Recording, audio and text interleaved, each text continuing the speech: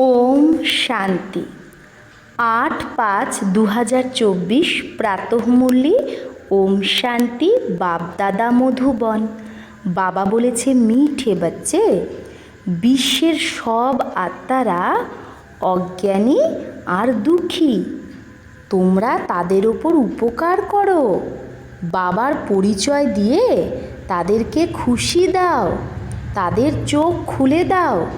তো বাবা বলছে, বিশ্বের সব আত্মারা কি অজ্ঞানী আর দুঃখী, তোমরা তাদের ওপর উপকার করো, বাবার পরিচয় দিয়ে তাদেরকে খুশিতে আনো আর তাদের চোখ খুলে দাও, মানে জ্ঞান চক্ষু খুলে দাও।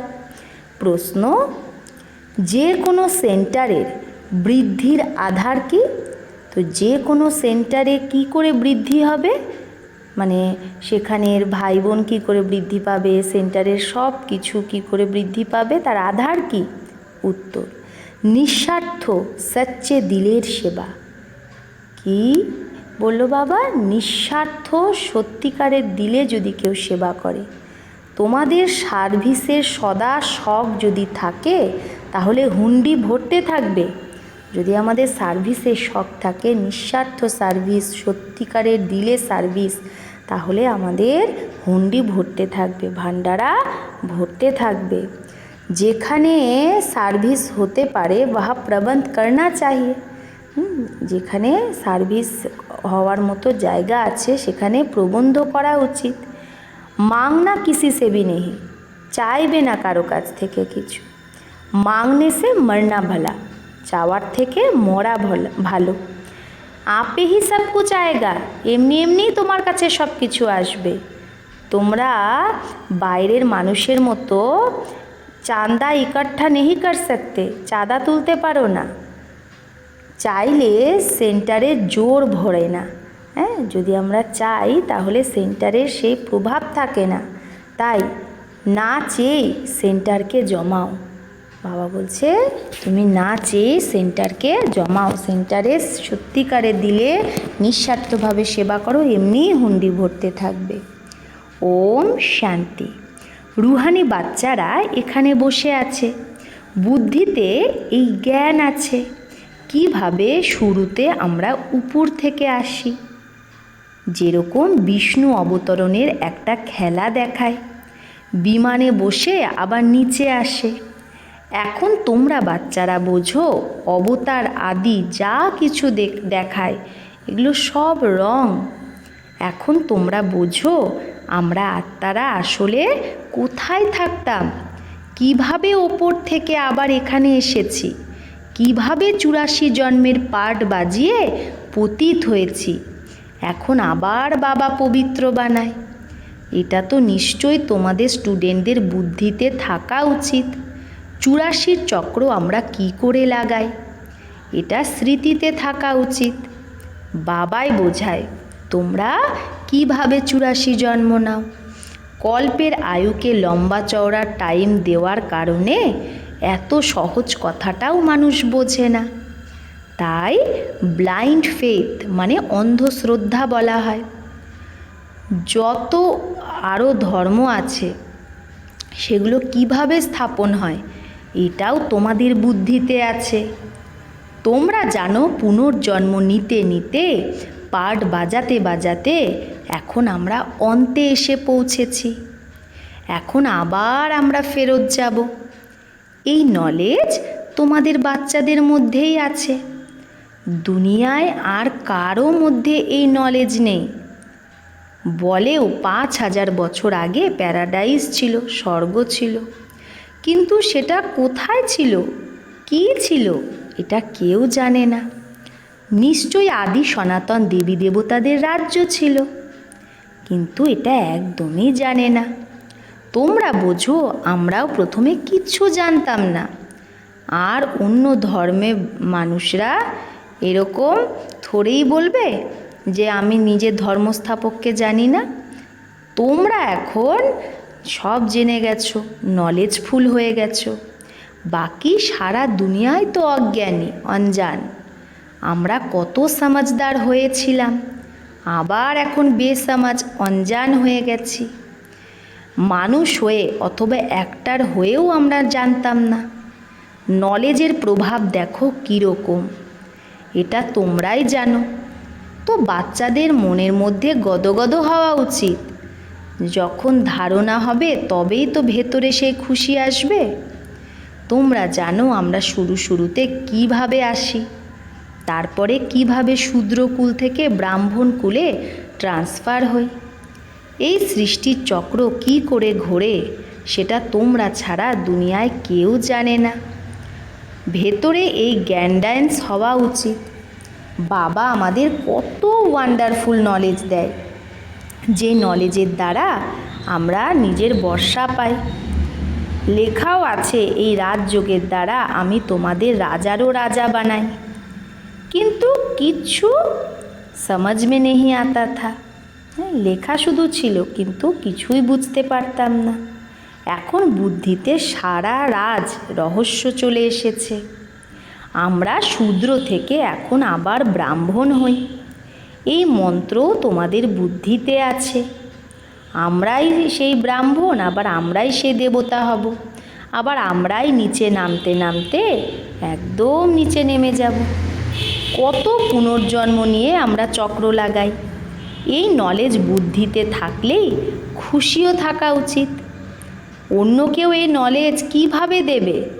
কত খেয়াল চলতে থাকে, কিভাবে সবাইকে বাবার পরিচয় দেবে। তোমরা ব্রাহ্মণরা কত উপকার করো, বাবাও উপকার করে না। যে বিলকুল অঞ্জান মানে একদম যে অজ্ঞানী, তাদেরকে সদা সুখী বানাও তোমরা। কিভাবে তাদের সুখী বানাবো, কি করে তাদের চোখ খুলবো, তো খুশি হয় না? যার সার্ভিসের শখ থাকে তার মনের মধ্যে এটা আসা উচিত, খুব খুশি হওয়া উচিত। আমরা আত্মারা কোথায় ছিলাম, আবার কিভাবে আসি পাট বাজাতে, কত উঁচু হই, তারপরে কি করে নিচে আসি, আবার রাবণ রাজ্য কবে শুরু হয়, এগুলো এখন বুদ্ধিতে চলে এসেছে। ভক্তি আর জ্ঞানে রাত দিনের পার্থক্য। শুরু থেকে ভক্তি কে করেছে? তোমরা বলবে প্রথমে আমরা যখন আমরা প্রথম এই সৃষ্টিতে এসেছি তো খুব সুখ দেখেছি, তারপরে আমরাই আবার ভক্তি করতে লেগে গেছি। পূজ্য আর পূজারীর মধ্যে কত রাত দিনের পার্থক্য। তোমাদের কাছে এখন কত জ্ঞান আছে, খুশি হওয়া উচিত না? কিভাবে আমরা 84 চক্র লাগিয়েছি, কোথায় 84 জন্ম আর কোথায় মানুষ বলে দেয় 84 লাখ। এত ছোট কথাও কারো ধ্যানে আসেই না।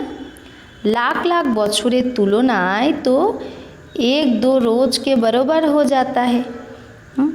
কোথায় মানুষ বলে দেয় লাখ লাখ বছর, আর কোথায় মাত্র 84 জন্ম। তো লাখ বছরের কাছে এটা তো 1-2 দিনের মতো হয়ে যায়। ভালো ভালো বাচ্চাদের বুদ্ধিতে এই চক্র ঘুরতে থাকে, তবেই তো বলা হয় সদর্শন চক্রধারী। সত্য যুগে এই নলেজ হয়ই না। স্বর্গের কত গায়ন আছে, সেখানে শুধু ভারতই ছিল। যেটা ছিল সেটাই আবার হতে হবে। ভারত যা ছিল সেটাই আবার হতে হবে, মানে আবার ভারত স্বর্গ হবে। বাইরে থেকে দেখলে কুছ নেই আতা হে, সাক্ষাৎকার হতা হে। বাইরে থেকে দেখলে তো কিছুই বোঝা যায় না, সাক্ষাৎকার হয়। তোমরা জানো এই পুরানো দুনিয়া এখন শেষ হবে, আবার নাম্বারবার আমরা নতুন দুনিয়ায় আসব। আত্মারা কিভাবে আসে পাট বাজাতে সেটাও তোমরা বুঝে গেছো। আত্মারা ऐसे कोई ऊपर से उतरते नहीं। আত্মা এমনি এমনি উপর থেকে নামে না, যেরকম নাটকে দেখায়। আত্মাকে তো এই চোখ দিয়ে কেউ দেখতেই পারে না। আত্মা কিভাবে আসে, ছোট শরীরে কিভাবে প্রবেশ করে, এটা বড়ই ওয়ান্ডারফুল খেলা। এই পড়াটা হলো ঈশ্বরীয় পড়া, এতে দিন রাত খেয়াল চলা উচিত। আমরা একবার বুঝে নিই, যেমন মানে কি দেখে নিই, তারপরে বর্ণনা করি। আগে জাদু वाले लोग बहुत चीज़ें निकाल दिखाते थे। যারা জাদু দেখায় তারা কি করে, অনেক জিনিস বের করে দেখায়। বাবাকেও তো জাদুঘর, সওদাগর, রত্নাগার বলে না। আত্মার মধ্যেই সারা জ্ঞান থাকে। আত্মাই জ্ঞানের সাগর। ভালে বলে পরমাত্মা জ্ঞানের সাগর, কিন্তু সে কে, কিভাবে সে জাদুঘর, এটা কেউ জানে না। আগে তোমরাও বুঝতে না, এখন বাবা এসে দেবতা বানায়।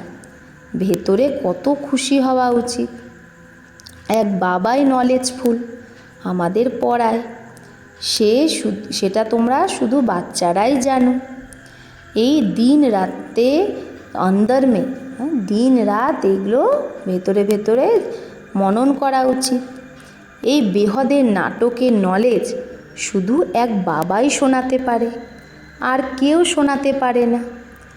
বাবা থোড়েই এগুলো দেখেছে,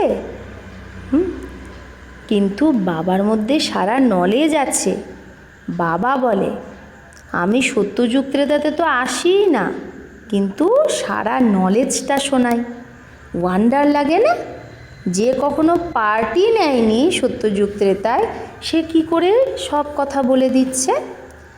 বাবা বলে, আমি কিচ্ছু দেখি না, না আমি সত্যযুগ ত্রেতায় আসি, কিন্তু আমার মধ্যে নলেজ কত ভালো আছে যে আমি একবার এসেই তোমাদের সব শোনাই। তোমরা পার্ট বাজিয়েছ, কিন্তু তোমরাই জানো না, আর যে পার্টি বাজায়নি সে সব কিছু শোনায়। তো এটা ওয়ান্ডার না? আমরা যারা পার্টধারী, আমরা কিছুই জানতাম না, আর বাবার মধ্যে কত নলেজ আছে, সারা নলেজ। বাবা বলে, আমি থোড়েই সত্যযুগ ত্রেতায় আসি যে তোমাদের অনুভব শোনাবো।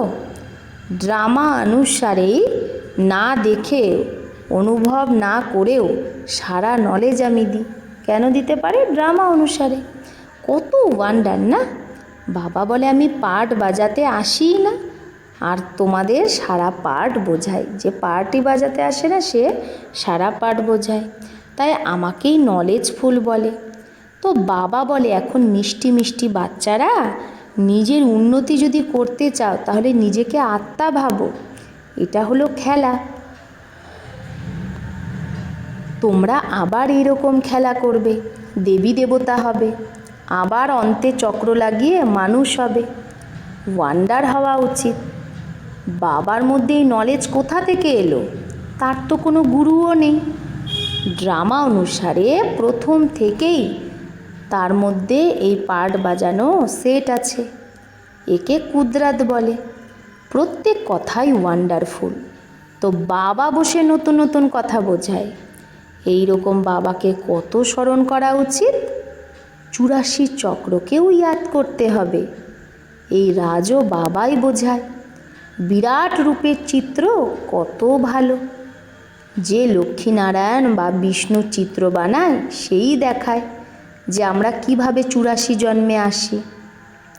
আমরাই সেই দেবতা, আবার আমরাই ক্ষত্রিয়, বৈশ্য, শূদ্র।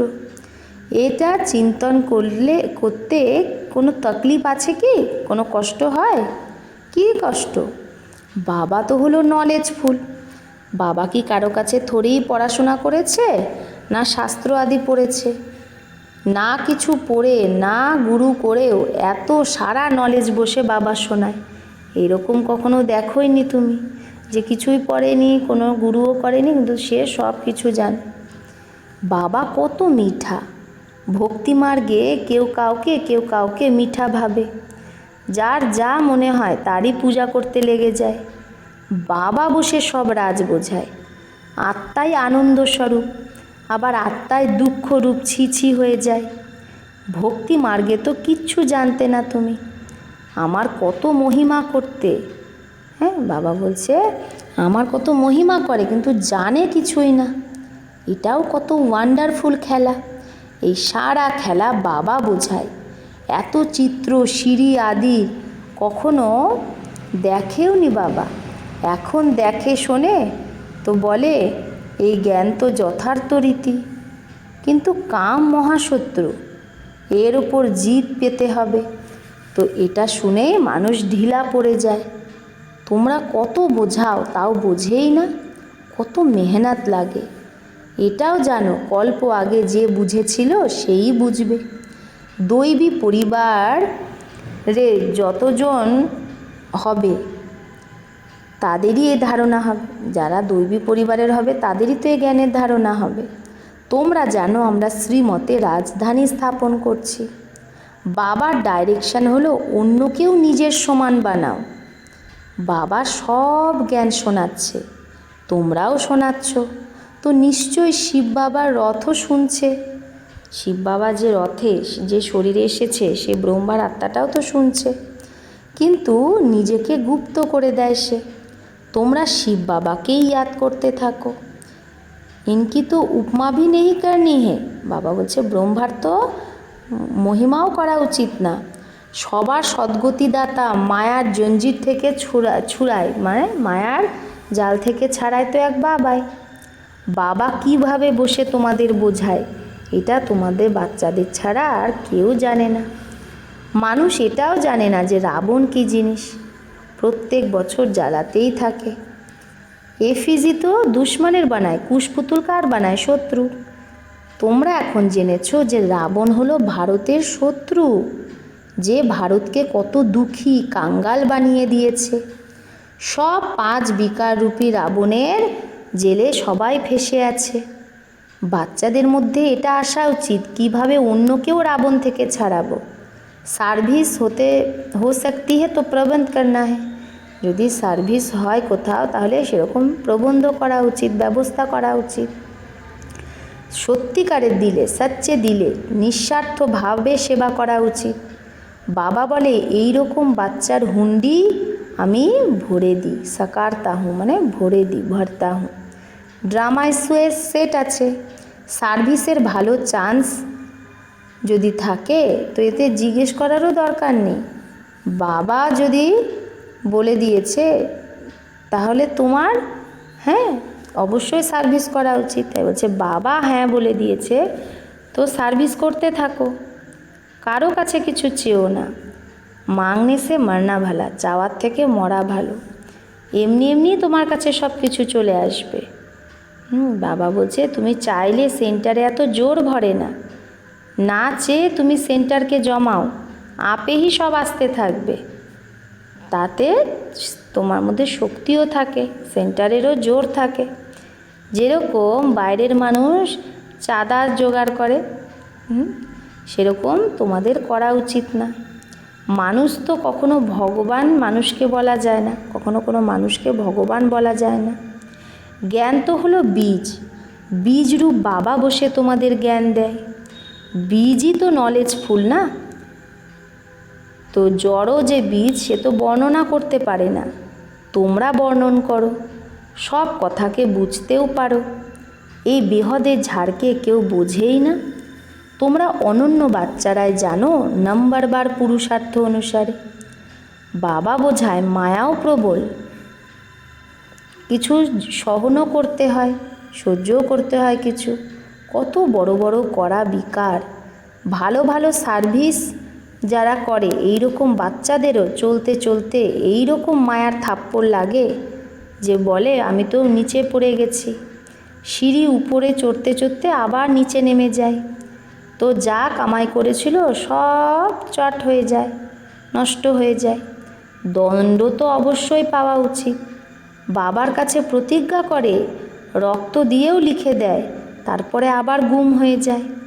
বাবা পাক্কা করার জন্য দেখেও, এত যুক্তি করেও আবার নতুন দুনিয়ার দিকে চলে যায়। তো বাবাও দেখে যে বাচ্চাকে এতবার বলা সত্ত্বেও, এত যুক্তি বলেও দুনিয়ার দিকে চলে যায়। কত সহজ বোঝায়। पाठधारी को अपने पाठ का ही सिमरन करना चाहिए। যে পাঠধারী তার নিজের পার্টেরই সব কিছু মনে রাখা উচিত। তো বলছে रोज गुम हो गए कितना सहज समझाते हैं, अपना पाठ कोई भूल थोड़े ही सकता। তাহলে পাঠধারীর তো নিজের পাঠ মনে রাখা উচিত, নিজের পাঠ কেউ ভুলতে পারে থোড়ি। বাবা তো রোজ রোজ ভিন্ন ভিন্ন প্রকারে বোঝাতে থাকে, তোমরাও অনেককে বোঝাও। তাও বলে যে আমি বাবার সম্মুখে যাব, তাই না? তাই বাবা বলছে তোমরা তো অন্যকে বোঝাও, কিন্তু তাদের যদি তীর লেগে যায় বলে আমি বাবার সম্মুখে যাব। তো বাবার তো ওয়ান্ডার না, রোজ মুরলি চালায়, সে হলো নিরাকার, নাম রূপ দেশকাল তো তার নেই, তাহলে মুরলি কী করে শোনাবে? তো ওয়ান্ডার খায়। তারপরে আবার পাক্কে হোকার আতে হে, পাক্কা হয়ে আসে। দিল হতা হে ऐसे बाप बरसा देने आए हैं उनसे मिले। তো বাচ্চাদেরও তো দিল হয়, মনে হয় যে এইরকম বাবা যে বর্ষা দিতে এসেছে তার সাথে মিলি। इस पहचान से आकर मिले तो बाप से ज्ञान रत्न धारण कर सकेंगे। তাহলে এই পরিচিতি নিয়ে যদি এসে মেলে তো বাবার থেকে আমি জ্ঞানরত্ন ধারণ করতে পারবো, শ্রীমতকে পালন করতে পারবো। अच्छा मीठे मीठे सिकिलधे बच्चों प्रति माता पिता बाप दादा का याद प्यार और गुड मॉर्निंग। रूहानी बाप की रूहानी बच्चों को नमस्ते। हम रूहानी बच्चों की रूहानी माता पिता बाप दादा को याद प्यार गुड मॉर्निंग और नमस्ते नमस्ते नमस्ते। शुक्रिया बाबा, आपको लाख लाख शुक्रिया। ধারণার জন্য মুখ্য সার। 1, জ্ঞানকে জীবনে ধারণ করে খুশিতে গদগদ হওয়া উচিত। ওয়ান্ডারফুল জ্ঞান আর জ্ঞানদাতার চিন্তন করে জ্ঞান ডান্স করতে হবে। 2, নিজের পার্টেরই সিমরান চিন্তন করতে হবে, অন্যের পার্টকে দেখলে হবে না। মায়া বড় প্রবল, তাই খবরদার থাকতে হবে। নিজের উন্নতিতে লেগে থাকো, সার্ভিসে শখ রাখো। বরদান, ভালোর প্রতি প্রভাবিত না হয়ে তাকে নিজের মধ্যে ধারণ করো। কারো কোনো ভালো গুণ আছে বা বিশেষতা, সেটাতে প্রভাবিত না হয়ে সেই গুণ সেই বিশেষতা নিজের মধ্যে ধারণ যে করে সেই পরমাত্ম স্নেহী ভব। যদি পরমাত্ম স্নেহী হতে চাও তো বডি কনসাসের যে রুকাবট বিঘ্ন সেটাকে চেক করো। অনেক বাচ্চা বলে এ তো খুব ভালো, তাই অল্প এর প্রতি করুণা হয়। কারো কারো শরীরের প্রতি লাগাব হয়ে যায়, তো কেউ কারো গুণের প্রতি বিশেষতার প্রতি অ্যাটাচ হয়ে যায়। কিন্তু সেই বিশেষতা বা গুণ দেনেওয়ালাকে, কেউ যদি ভালো হয় তাহলে তার ভালো গুণটাকে ধারণ ভালে করো, কিন্তু তার ভালোতে প্রভাবিত হয়ে যেও না। নিয়ারা থাকো, ডিট্যাচ, আর বাবার পেয়ারা হও। এই রকম পেয়ারা অর্থাৎ পরমাত্ম স্নেহী বাচ্চা সদা সেফ থাকে, নিরাপদে থাকে, যে অন্য কারো কিছু প্রতি প্রভাবিত হয় না। এইরকম প্যারে আর নিয়ারা বাচ্চা, পরমাত্ম স্নেহী বাচ্চা সদা বাবার ছত্রছায়া থাকে আর সেফ থাকে। স্লোগান, সাইলেন্সের শক্তি ইমার্জ করো তো সেবার গতি ফাস্ট হয়ে যাবে। তো আমরা সবাই কি চাই যে সেবা যেন ফাস্ট হয়, তার জন্য বাবা বলছে সাইলেন্সের শক্তিকে ইমার্জ করো। যত সাইলেন্সে থাকবো তত সেবার গতিও ফাস্ট হয়ে যাবে। আচ্ছা, ওম শান্তি।